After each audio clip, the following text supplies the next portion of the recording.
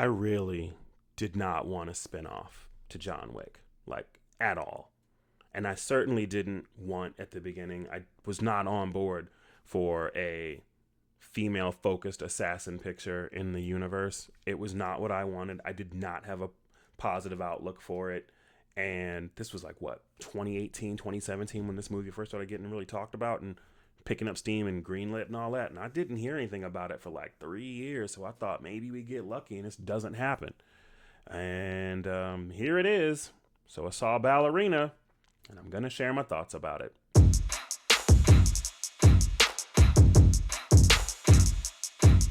So what my instincts told me was going to be a forced version of an instant classic and straight up cash grab for all the wrong reasons did take form and became this movie. It has some distinct differences from the rest of the franchise. It is the side quest for, and that's the best way to describe it overall, is this is a side quest side story. I don't know, how deep they want to take it, but I can't say it's not fun. There's definite fun to be had here. All right, so what was this movie about? Well, honestly, destiny, free will, choice. Yeah, I did not expect that to be the answer to that question at all either, which was not terrible. It's already the first difference between it and the franchise is this one is a little more complex. It takes a little more time for this train to leave the station. I don't want to use that metaphor. It takes a little more time to fire this shot. This is like a sniper rifle shot. Like you got to line your shot up, make your measurements, pick your mark, then take the shot.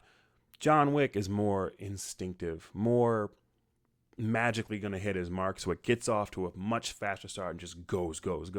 When this movie goes, it goes. But it takes a little more time to get there. Without being too preachy, it asks a question, particularly of our main character, Eve Macaro here. Are you a product of a grand design laid out before you really had any idea of the world around you?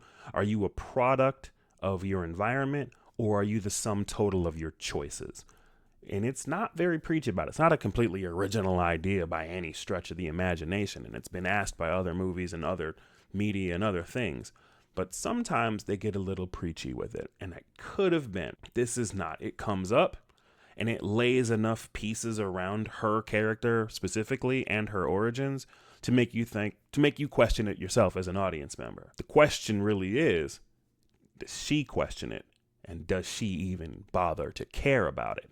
And that's where, actions matter more than a plan, I guess, would be how I would word that. But I don't want to spoil too much. And that would be like one of the biggest things to spoil, getting into that. But that is the point of this movie, and that's what it's about. I believe it is about destiny versus choice and free will stuff. Now, as for what happens, this is the origin story. This is the building of a whole assassin, fully functional, fully fledged super killer in this world of assassins, literally from start to her prime, I guess. We see her as a child. We see her training and come up just a little bit. And we see her become the Kikimora. That's her, well, not just specifically her, but like her whole group of ballerina killers. That's what they're called. They're slightly different than John Wick's Baba Yaga. They do more of a, they kill in the ability to protect others. They have like the two-sided coin nature that's laid out very, very directly in the movie. And that's what she is. This scene here, I liked this scene a whole lot. It's her walking in. This is the beginning of her very, very first outing, which was a nice thing to see because we see John Wick and he's already the triple black diamond awesomeness, he's the big joker at all times, right? So we see her on mission 1 when she's basically level 1 getting started. And this little sequence, it's a little long, but I figured out why it's long. And it's not just glazing a pretty face. Ooh, no. But this is like her entrance into the game fully 100 start. This is the starting point. Training is training, but this is mission 1. So she's walking in, confidence on, and cold-hearted killer time because she's coming here and she knows she's going to take some lives. And that's what this is. This is the proper entrance of the full-fledged character in all her glory. That's what I took away from it. Meanwhile, Reeves making fun of me because I have, in her opinion, a preoccupation with pretty faces on ladies in fur coats. And I just think it looks dope. Sue me, woman. What? All right, so let me just get into a little bit of the cast here. Here's the official poster. Ana de Armas.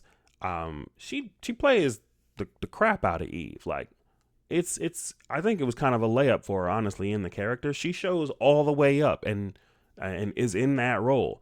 The only thing that I think was hard for her is what, I was worried about from the beginning, is like the stunt work and the action stuff and looking believable. She doesn't look, when you just see her walking on the red carpet or down the street, like someone who will, jump smack you across a parking lot, obviously. So what they gave her to do, the highly resourceful and ingenious ways she starts ending these cats in this movie, she pushed and she did it. Like, she got it across the finish line. I think if she does this again, she'll get cleaner and better. And I think if she does more action movies, she'll get better over time. But I'm not going to sit here and say she did a bad job, because she didn't do a bad job. Is she up to par with this obviously seasoned stunt team? That stunt team could make her look bad. And in some scenes, they kind of do. But she shows all the way up. She looks like she knows the assignment, and she came to work, and she does it. Down here in the corner, we got Ian McShane rocking the hat.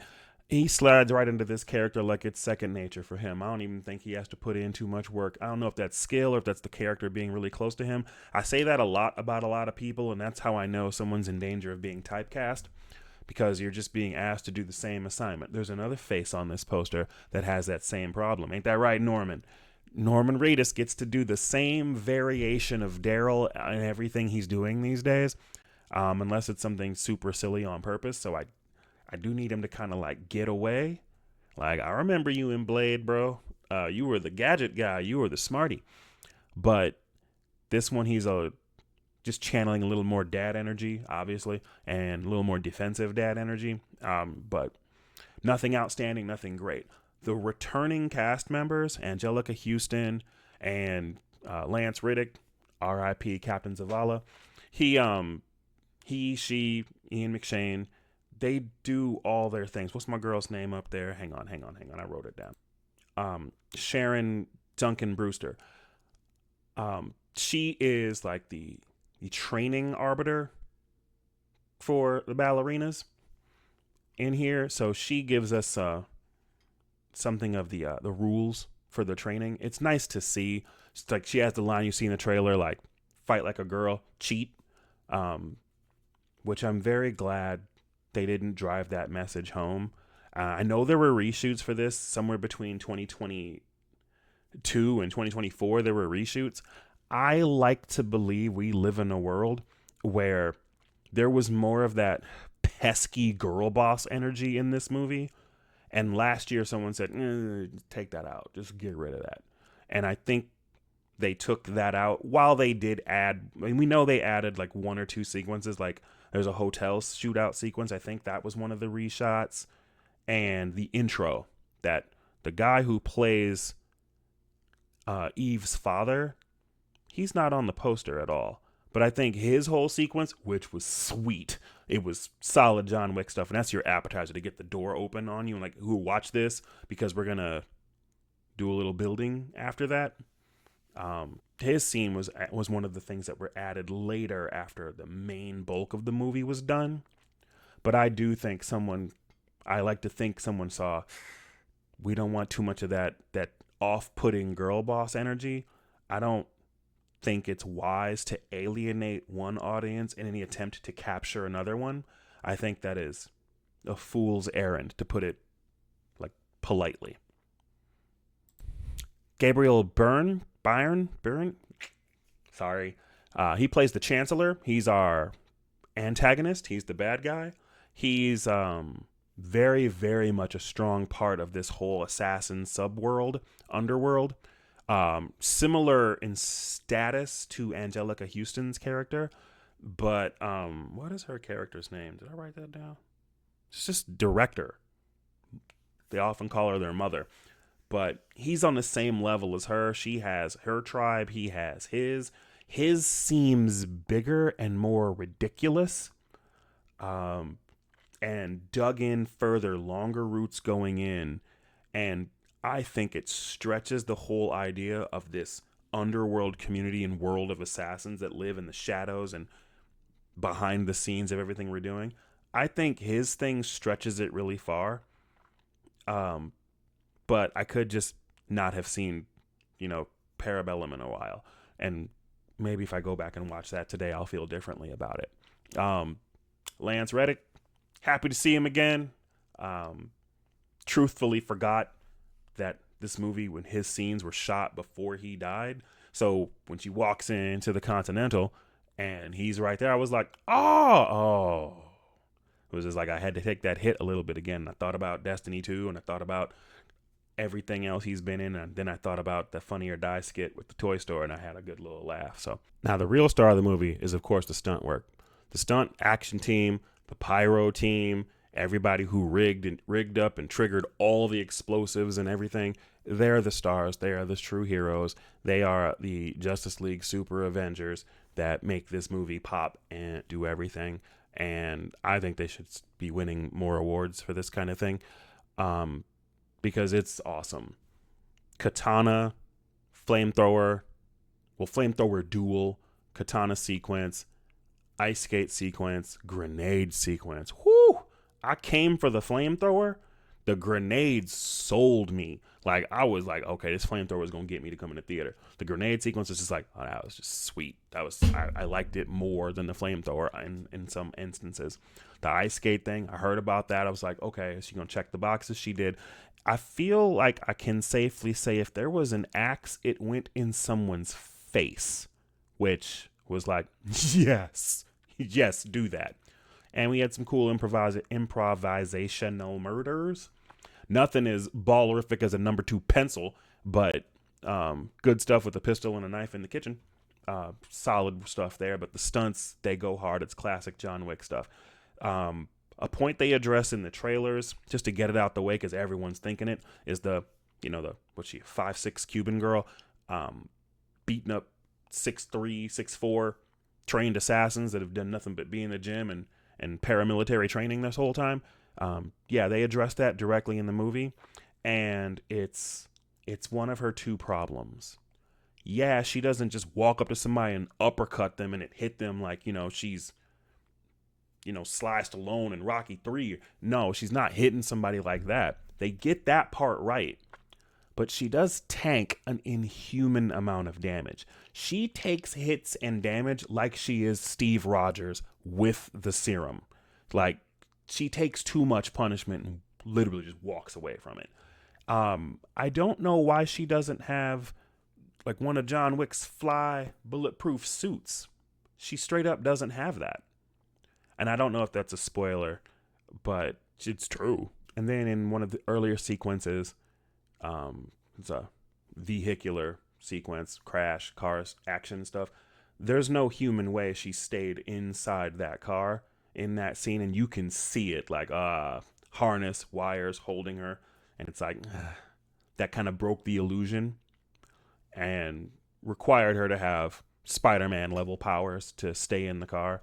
So those are the 2 things that made me go, like I'd rather they had not done that, just straight up. Then we play with normal scenes that happen in the movie. So in the John Wick theater, like we're gonna go shopping for weapons. We're gonna get outfitted and get your load out. So they play with that a little bit, and then she defies the concept of tinnitus, but it's a really great scene, and I don't care. I forgive it because she should not be able to hear for the rest of the movie. All right, so let me wrap this up here. How was it? Most important question. Like I said, come for the flamethrower, stay for the grenades and katana work. This is a fun ride. I can't even pretend. Now, it's like a blue raspberry slushy.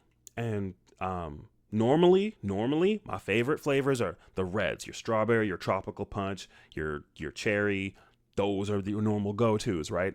But the classic, you think of a slushy, a lot of times what they're showing you in the commercial is the red one. This is that blue raspberry. And you hit that, you're like, ooh, this is hitting. I didn't think. I'm normally on this red dye 40, which is delicious, but go with the blue and it does not lead you astray. It's a solid flavor. But like a slushie, too much of this and what this movie actually does do can give you brain freeze. They don't do it. They take it right where it needs to go. Some of the scenes are a little longer than they need to be. And I know they're trying to build someone from the ground up and kind of overcomplicating it. And that's a stretch to use the word overcomplicated because John Wick movies are simple. But this one's not as simple. And it's like, why you got to crank it up like that? But it's good. At the end of the day, this is good. And the man's got 2 cameos. He's in this thing twice. Not a whole lot. Doesn't need to be. But with John Wick with 200% plot armor, you get to see that reputation he has play out as you do in every movie. And it's a good moment to see him cross paths with Eve both times. Not just because, I'm hyped to see John Wick and he's the man. But he's here. He's not in here a lot. And that's probably better because it's his tremendous titanic shadow that this movie lives in that is the worst thing for the movie. Like, the movie's good. This is the guy whose movie franchise, in 4 movies and a 5th one coming, that put new life into the whole genre. And you're a sidecar. It's like, it's cool, but it's like, yo, you put him here. You're in his shadow already, and now you put him in the movie, and it's like, is he coming back? That's all I'm thinking about. And that was a choice. I would recommend it. If you like John Wick movies, this is an easy yes. All the elements you like are here. You got to deal with a new character. She's likable. She's very, very easy to get behind and just take the ride through the whole movie with. No problem. She carries. It's no problem. It did leave me wanting a Baba Yaga Kikimora duo of some kind. I left the theater daydreaming about that. I don't think we should build a whole movie around that. I think that's probably bad. But in the moment, walking out the theater, that's what I was thinking about. And that scares me. But also I was like, I'm not going to sit here and pretend that wouldn't be cool. These two are awesome. They are both straight badasses. And I like that. But I'm not going to lie, I was daydreaming about that duo movie. If she's in John Wick 5, I won't be mad. If she's in John Wick 5 as much as he was in this, fine. But it's a risky idea, and I don't think anyone should jump on board for it.